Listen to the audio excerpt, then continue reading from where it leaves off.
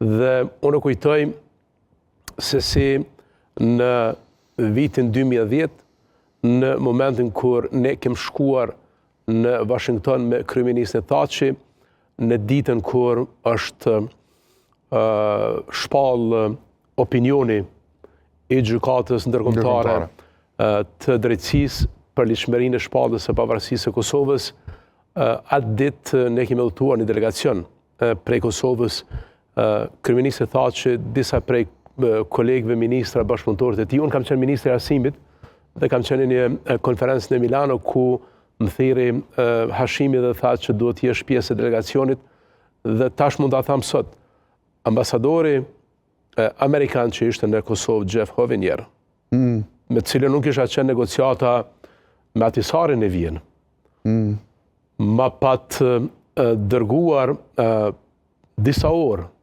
para se të shpallej komplet një draft të verzionit të gjykatës ndërkombëtare të drejtësisë. Në atë kohë ka pasur telefona BlackBerry, si janë kanë. Pa, BlackBerry. Dhe e di që e kam ende dikon një email të tillë, një draft se si mund duket. Vendimi. Opinioni. Po, opinioni gjykatës ndërkombëtare të drejtësisë. Dhe e di që kur në shtëpi të bardhë Joe Biden e pret Hashim Thaqin si zëvendës president i Shtetit Bashkuar të Amerikës, dhe deklarata e famshme e tij që ju jeni George Washingtoni i Kosovës, ishte një deklaratë sa për të njoftë rolin që kishte Hashimi në atë nëndën, e që kishte në 2008 në shpalljen e pavarësisë, si një adresë kryesore e amerikanëve, evropianëve dhe perëndimit, por për tregu edhe mbështetjen që amerikanët ja kishin dhënë Kosovës në procesin e mbrojtjes son në GND. Dhe kur kem shkuar në Departament Shtetit, kem pa një ekip të tanë të juristave që ishin marrë me atë. Dhe di që gëzimi ishte paçi më tek ta sa ishte paçi më tek ne.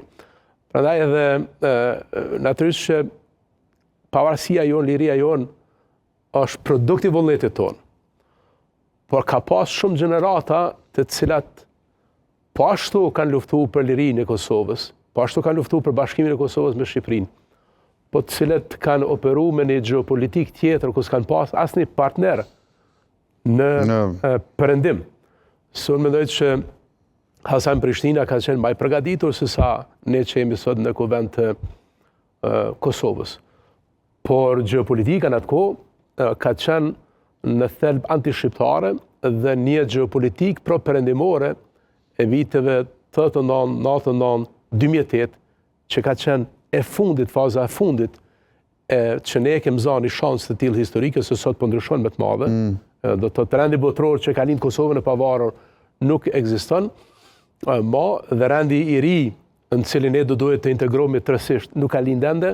Ne kemi pas fat që në atë rend historik kemi pas një klasë politike, kemi pas njerëz lider të cilët kanë ditë që ta drejtojnë, ta udhëheqin popullin përtej partive politike, përtej afërsisë tonë njerëzore dhe emocionale, dhe unë mendoj që këtë duhet ta kupton si çdo i ri